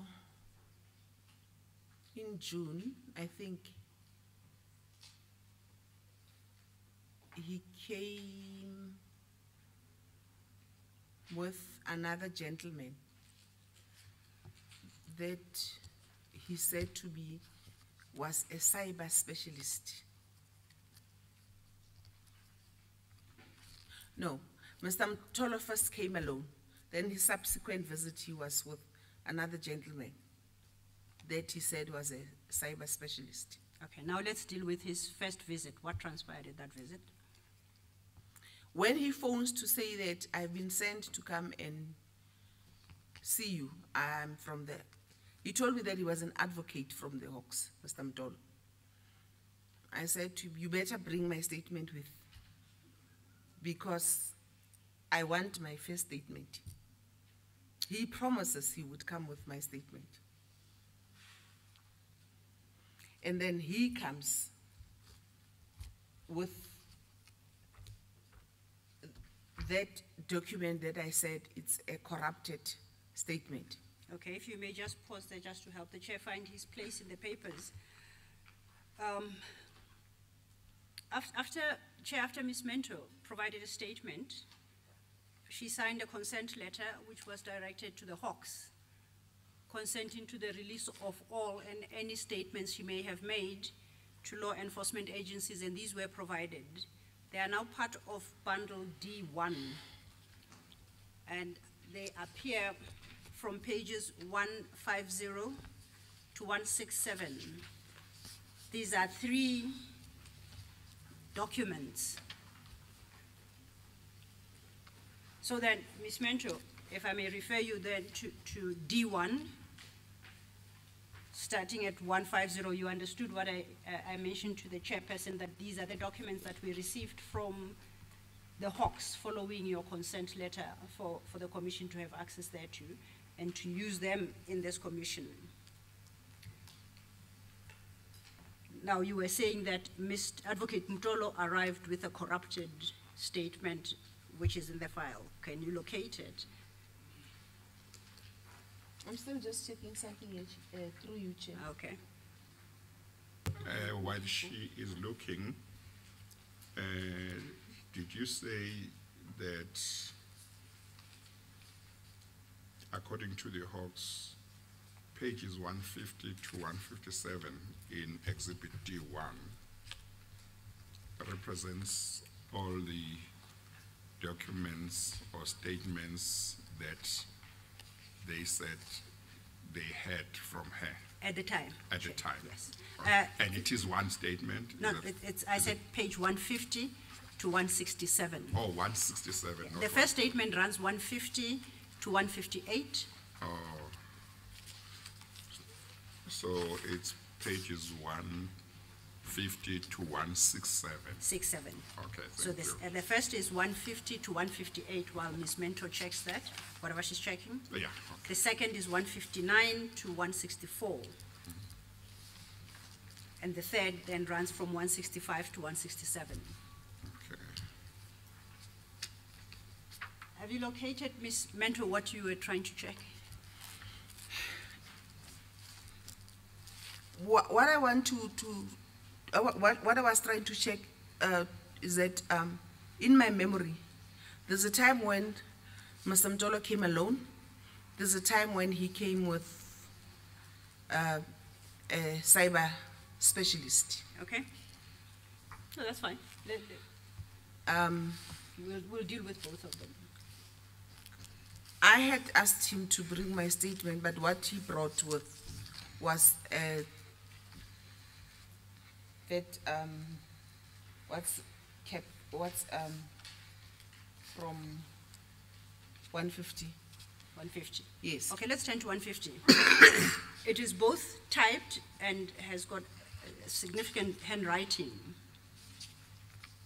Now, can you explain this document to the chair when it was typed and when the handwriting was effected onto it? Before you answer that, Ms. Mentor, when you requested Mr. Mstolo to bring your statement, do you remember whether you made it clear that you were talking about your handwritten statement? You were not talking about a typed version of the statement? Yes, Chair. Okay, thank you. Thank you, Chair. Can you then explain what appears at page 157 to 158 very quickly to the Chair? So, I remember that it was in June, and Mr. Mtolo told me that he was going on annual leave when he brought this thing. And I said to him, where is my handwritten statement that you promised to bring? He said, this is your typed version of your handwritten statement. I went through it, and I told him that this, as I explained in the morning, this version is corrupted, is not a complete reflection. It has got a lot of errors in terms of content and other things. And I began to demonstrate to him a few that I could just pick up very fast, and I was identifying them for him. And I said, it makes it difficult for me to accept the statement because I am not having my handwritten statement that I asked you to bring with to compare whether this is an accurate statement. I actually said to Mr. Mtolo, amongst other things, there are many errors here. And then his first response was, it's because the typist was African speaking. And I said to him, even if somebody is African speaking, I said to him, you type what you see. You don't interpret in your head, translate from English to Afrikaans. I refuse to accept his explanation. Now, if I can just establish, the document that Advocate Mtolo presented to you, was it a fully typed document or did it have manuscript notations or anything? Or was it only typed words? It was only typed words. Okay. So it's the one that stretches from 150 to 158. Then can you indicate to the chairperson whose handwriting it is that appears, it would seem on every single page, between 150 and 158? Who effected those additions and sometimes changes and cancellations? It is my own handwriting, as I was demonstrating to, not exhaustively so, to Mr. Mtolo how problematic the document was. Okay. And what happened when you, at the conclusion of that exercise? In that meeting, amongst other things, he said to me, and I inquired from him why there was no progress, and he said that because I have also complained against President Zuma there, and I have tied their hands to investigate. But then he said he was going on annual leave, and the following day, when he comes back from annual leave, he would bring my handwritten, he would go and have this thing retyped and bring with him my handwritten statement, original, that I have been demanding. So you state that Advocate Mtolo indicated to you the delay was caused by the fact that you had made reference to President Zuma in your statement. Yes. And to your recollection, had you made reference to President Zuma in your original statement? I had. Now, when Advocate Mtolo brought this to your attention, what did you do about it, if anything? We had a lengthy discussion because I wanted the matter to proceed. He was insistent that the matter is not going to proceed if I do not remove President Zuma from my statement.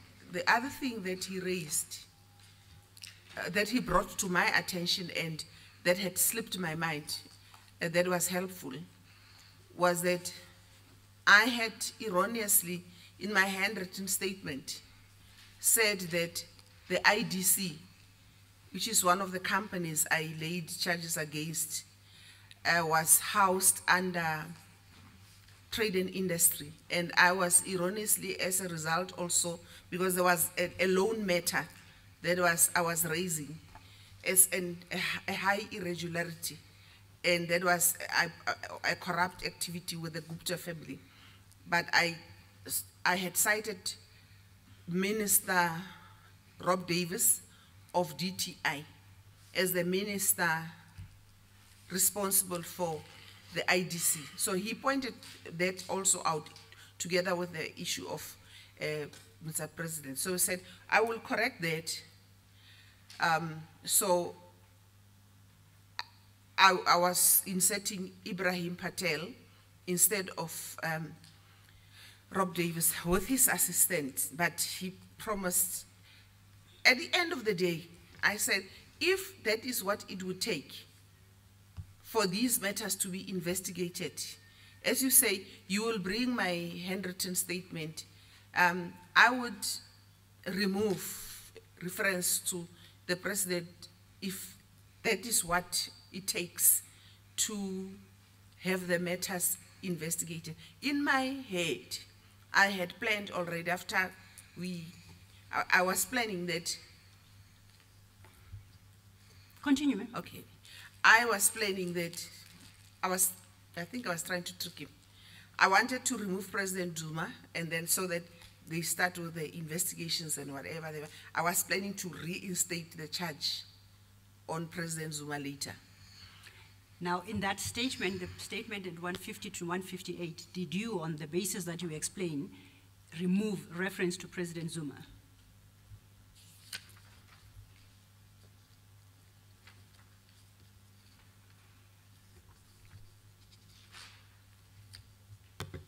Yes, Chair. Ms. Silo, at the time that Ms. Mentor confirmed that she signed a handwritten statement that she was happy with, Yes, Chair. is that not the time when you should have handed up that statement? Chair, Or you have some reason to not? I have a reason why I would Okay. suggest, Chair, to hand it at a later stage. Okay, I think I will then ask her a question. Now, she's still looking at answering a question you have given her or not? Yes, and I can short-circuit her search by referring you to a specific paragraph, Okay, if that do that. would Okay. accord Yeah, okay, with do your that. permission. Ms. Mentor, on my reading, I find reference to the President at page 157 of that document, paragraph 61, typed 61, and written bracket A by hand. Do you find it? Yes, ma'am. Now I see the reference at line 2. Can you read the first sentence? I am off, which is not, Yes, I'm no. off the conclusion that the Gupta family, the son of the president, and some ministers, that is also deleted, I have named in this statement, as well as the president to a certain extent, all have corrupt relationships, all have a corrupt relationship that gives unfair advantage to the Gupta family and their associates at the expense of the state, using state resources and agencies all the way for their own benefit. Now I see at paragraph 61, at the second sentence, there is a strike through on the words quote unquote, as well as the president to ascertain to a certain extent, close quote. And immediately above that, there appears to be a signature. Do you see that? Yes, ma'am. Now, do you confirm that those words have been struck out in the document? After I finally agreed with them that if that is what it takes Okay. for these matters to be investigated, I will do that. Now, there's a signature above that. Do you recognize that signature? Who effected that signature? It's myself, ma'am. So you struck out those words and you signed, you countersigned the strikeout. Yes, ma'am. Ms. Mentor, what were the complaints, or what was the complaint that you laid with the police against the former President Zuma? See, I don't have your original handwritten statement. You know, before we go much further, I just want to have an idea what the complaints were. Were they related to the trip that ended up at the Gupta family's home, or were they about the China visit, or were they about all of that, or were they about something else?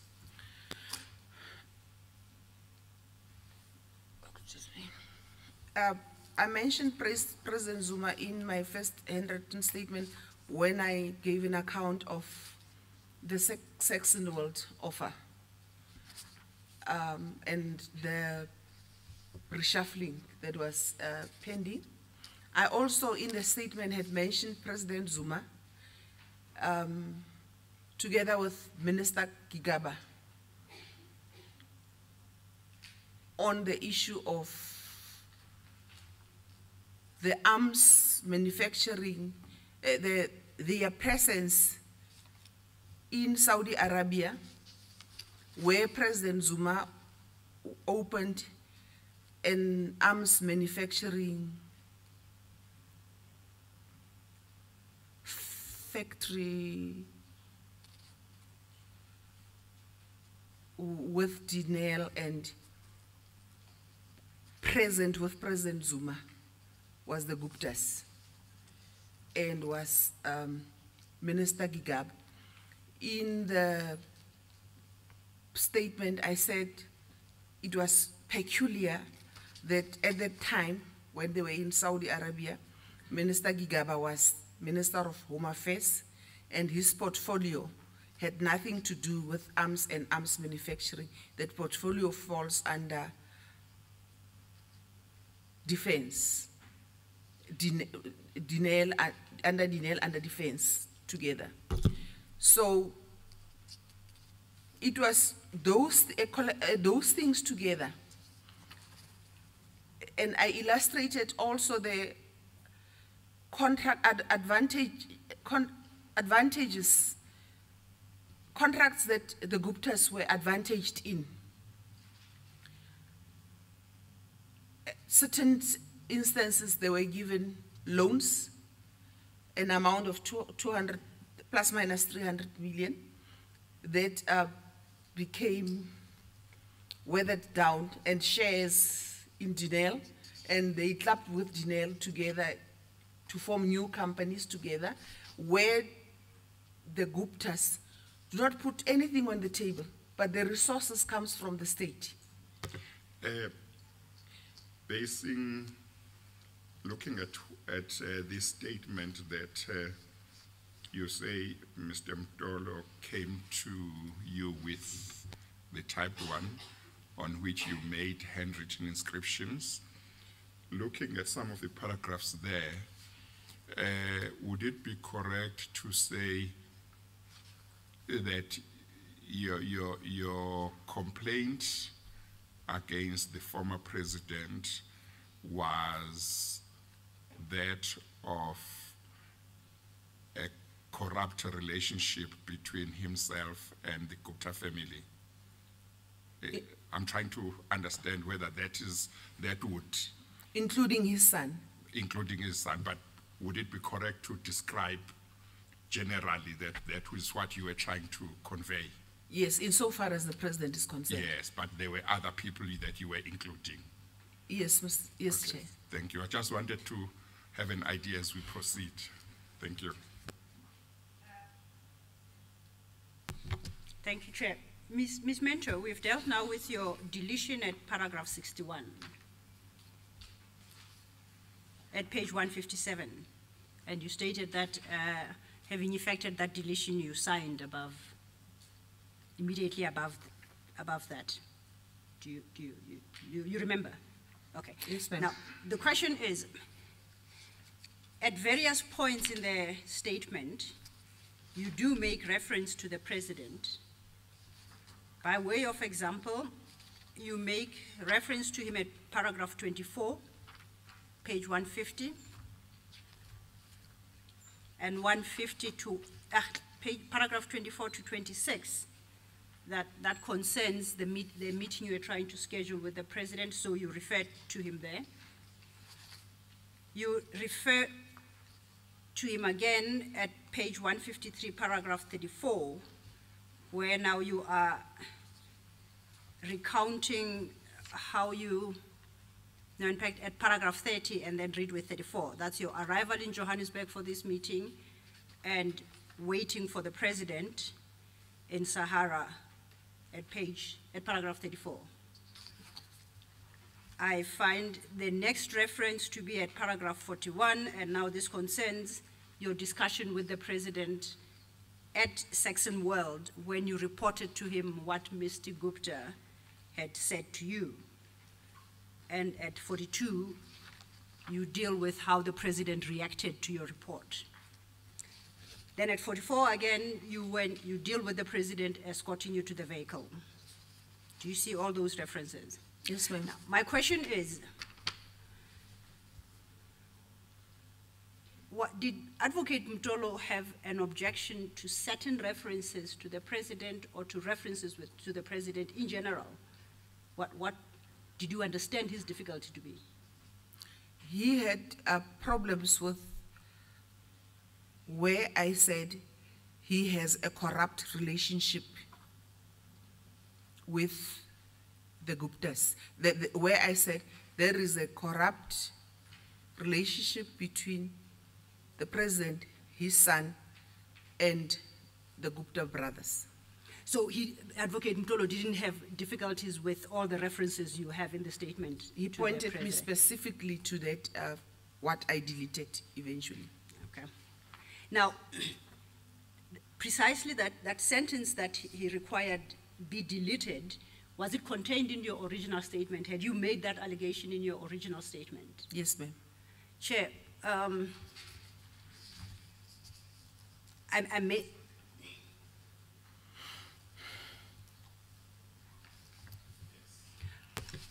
Before I do the handing in, have you, since the day you effected these amendments to this statement, have you had opportunity to compare this version and your original statement?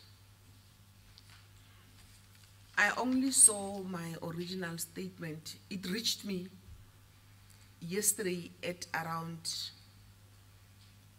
between 10 p.m. and 11 p.m. You indicated that you had requested Advocate Mtolo to provide you with your original statement. He never provided you with such a statement. He never provided it.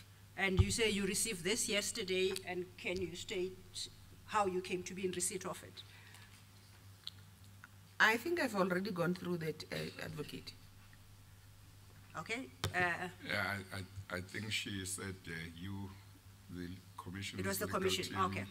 Got hold of it. She on her own had tried and failed over a long period of time, yeah.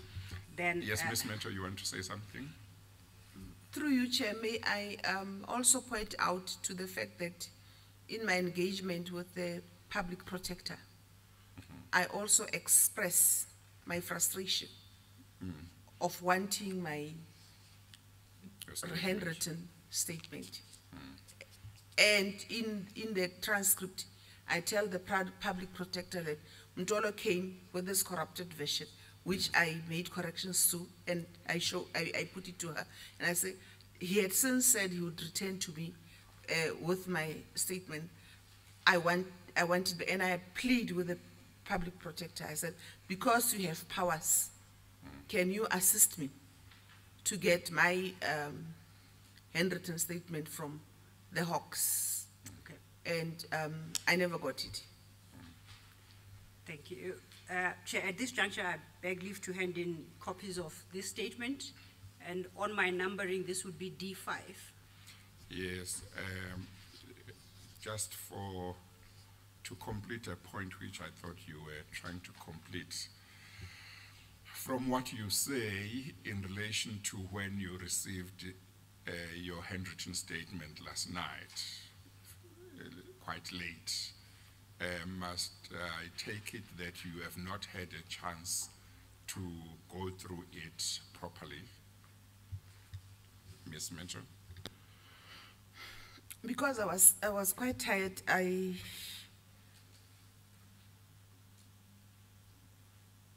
slept and I put the alarm at 4 o'clock. I woke up at 4 o'clock for an hour. I went through it.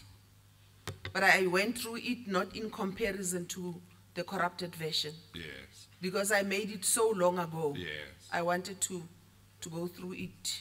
I only went through it early hours of this morning. Oh, you did go through it, but you didn't get a chance to compare it with the statement appearing at page 150 to 158. Yes, Chair.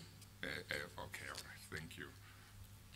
I don't know if you want to take that further or not. Thank you, Chair. No, as I indicated yesterday when I indicated to the Chair that we had received some documents, Yes. This is the document I was referring to. Yeah, no, that's fine. Ms. Mentor has had a brief discussion with her attorneys Yes. today, but I accept it wasn't sufficient time to compare word for word Yes. the written statement and Yes. what she calls the corrupted statement. Yes. Yes. I would, however, beg leave to hand it in, Yeah. and for my purpose today, or now, just to deal with a very small aspect of it. Yeah, you can take it. Thank you. With your leave, Chair. I see that we are at 4 minutes past 4 on my watch. I don't know how long it might take to get to a point where you have, you wanted it to come to me. Yes, Chair. Okay, Yes, Chair. all right. I confirm. I don't know how long it would take before you reach the point where you are done with her.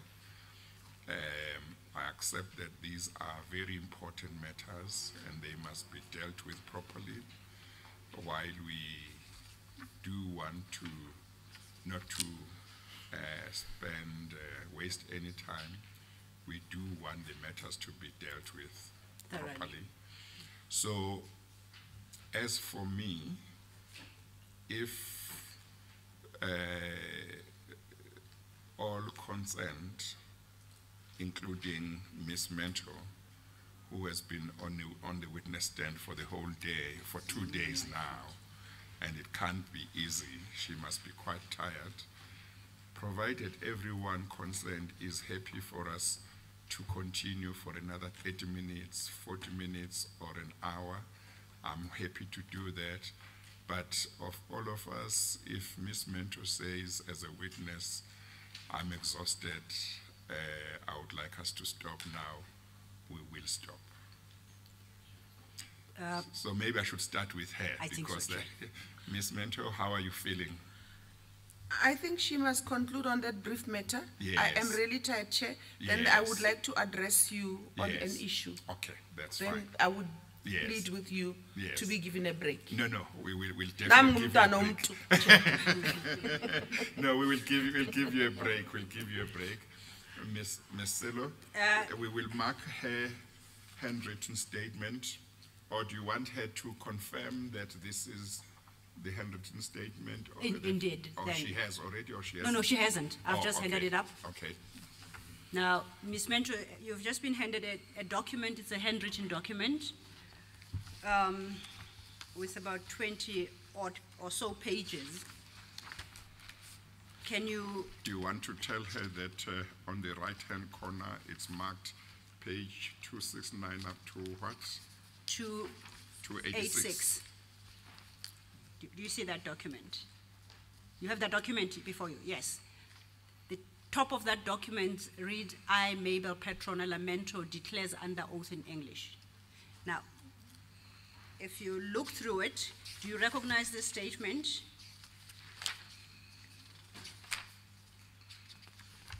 Yes, ma'am. And can you state for the record what this is? Can you state for the record what this document is? This document before me, titled D5, is my handwritten statement that I have sought for more than 2 years. That's now before me. Okay. Now, if you turn to quickly page 286. Page? 286, that's the last page of that document. Yes. There's a signature there. Is that your signature appearing therein and the date? It is my signature, ma'am. Thank you. And if you could just quickly confirm, my looking at it, at the bottom of every page, there appears to be a signature. Is that yours as well? At the very bottom, if you look at page 1, It seems to be P Mentor. Yes, Chair. It's P Mentor throughout, except that on page 63, it's initialed PM. Yeah. yes? You say on page? 63. Oh, paragraph 63 at 60. the bottom. Yeah, 284, page 284, Okay, paragraph 63. and it would appear that 282, 283, 284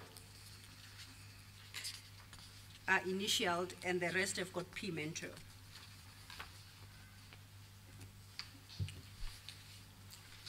Is that correct, Ms. Mentor? 82, 280. Correct, Chairperson. Thank you. Thank you, Ms. Mentor. Now, Maybe let's just confirm, this is the statement that was taken by who? This is a statement that was taken by Captain Peterson in the presence of Captain Weinhardt in my house. That's the one you were happy with after it was done. Yes, Chair. Thank you. thank you, Chair. And just for completeness on that point, at 286, there's a stamp, last page, if you refer to that, of the Commissioner of Oaths. And it's noted that it was signed at Cape Town on 16/05/09 at 2200 hours. Under the name, it's written D.D. Peterson, and giving the address of 25 Alfred Street, Greenpoint, and the rank of captain and his number. You confirm that? Yes, ma'am. Thank you. Now, you had wanted me to finish up one point, and you are asking for a break. And I'm trying to locate in your original statement, where it is you mention that your complaint is that the president has to a certain extent, a corrupt relationship that gives unfair advantage to the Gupta family and their associates. My marked version, my colleagues assisted me, my marked version seems to have walked away from me. I'm advised it's at 272. 284. No, I think it's 284. Paragraph 61. Yes.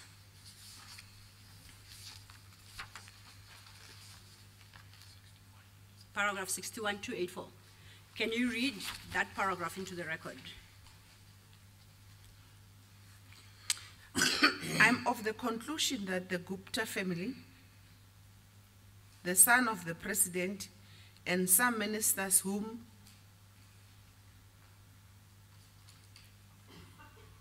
I have named in the statement as well as the president to a certain extent, all have a corrupt relationship that gives unfair advantage to the Gupta family and their associates at the expense of the state, using state resources and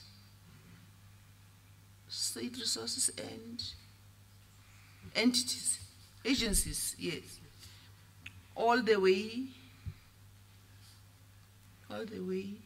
for their own benefit. Thank you. Chair, I think, was that the point you wanted clarified before we stand down today?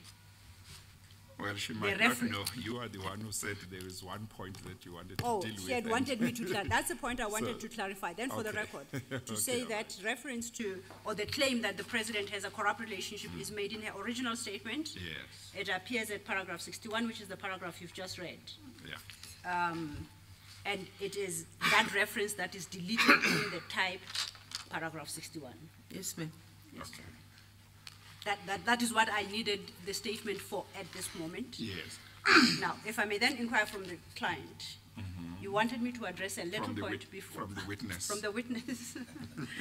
It's been a long 2 days and I've been on my feet. Everybody has had the benefit of a chair. I haven't. You said there's the one point you would like addressed before we close for the day. Oh, yeah, she wanted to address me on something, but before she does so, is there a typed version, a correctly typed version of the statement at this stage, or arrangements will be made for a typed version to be made available? I suspect that because it arrived yesterday, there might not be a typed version yet. Chair, I confirm that it came in its original form with no type version, yes, but we will make arrangements to retype it just for purposes of legibility. Yes, yes, and obviously she would have to see the typed version to make sure that this time, the typed version is correct. That being the case, I will not be responsible for the typing, Chair. Yes, thank you. Thank you, Chair. Ms. Mentor, you wanted to address me on something? Yes. Chair, I do this with great difficulty. I thought about this through the day. I raised this matter with my legal representatives. Yes.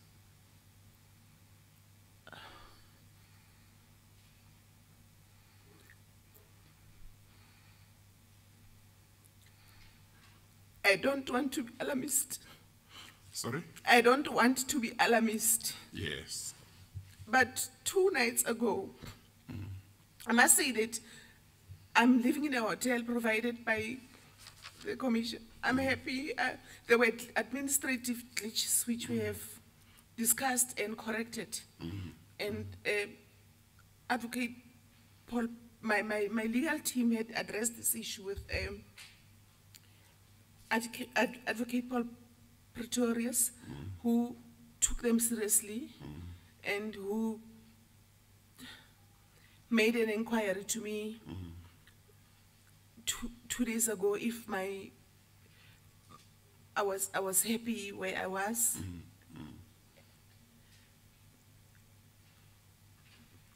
2 nights ago, when I went to sleep, I discovered that the latch of the hotel door, because there is a chain that you secure, Yes. and there is in addition there is a lock Yeah. that you turn to secure yourself. We're not working. I had stayed in that room for ever since I've been coming for business of the commission, including when I consult with my lawyers. All the time it's booked by the commission.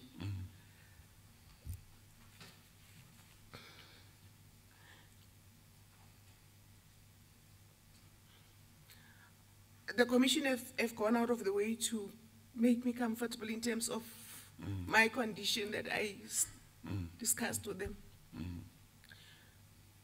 When my latch was not, my 2 latches were not working, I immediately alerted the hotel because I could not sleep in a room that could be opened by anyone anytime. I did not tell my family about this. They fixed the problem immediately, and I could sleep securely. This morning, when I went out early, I had forgotten my glasses. And then I realized at reception that I forgot my glasses. I went back to my room to go and fetch them. Now, the lift of the hotel situation is such that you can't access the floor if you don't insert your card. So my card was working because it operated the lift for me to go back to the floor where I stay. So when I tried to open my room door, the card was not indicate. I mean, it should indicate green or red that it's open or it's not open. There was nothing happening. I kept on doing it. Then I decided to test the door to check. The door freely opened. Then I tried to close again, to lock. Gave me an impression that it was closing, like it gave me an impression when I was leaving, when I left, forgot my glasses. But then without a card, then I opened it, it opened. I did that 3 times. So if I had not forgotten my glasses, I would have come to the commission, spent the whole day here, left a room that I assumed was locked when that room was not locked. And even when I left under the undertaking, their undertaking, I'd reported it to reception that they would fix it. I don't know if they fixed it. I don't know when they fixed it. I don't know what I'm going home to. I just needed to, I do this not disrespecting my legal team. I informed them about this at lunchtime, but I'm worried to go back to a hotel room that I don't know, has it been fiddled with or not. Yes. No, Ms. Mentor, thank you very much for bringing this to my attention. It is something quite serious. Your evidence, implicates various people, and they might have nothing to do with anything. For all we know, they might want to come here and refute your evidence and deal with it properly, but you are concerned about your safety, and you are right to be concerned about your safety. I would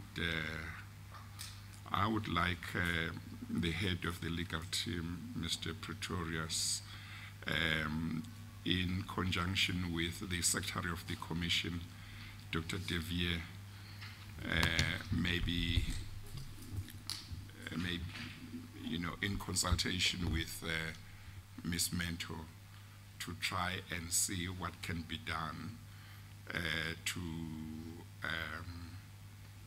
ensure that where she will spend the night, she will be comfortable, she will feel safe. And if it means that she must go to a different hotel or whatever place, that should be done.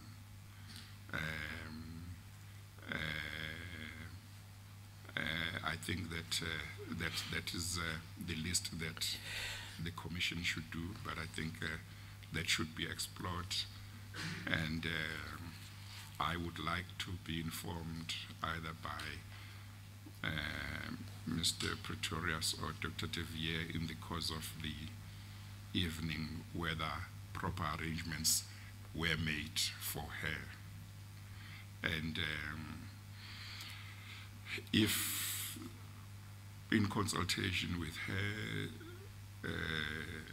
it is necessary to explore other measures relating to safety that can or should be explored as well, subject to what she may feel comfortable with also, because there may be all kinds of issues also.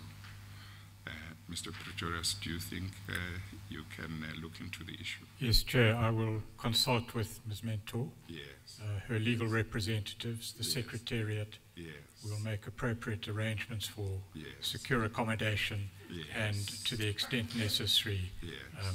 some form of protection. Yes, thank you very much. Thank you.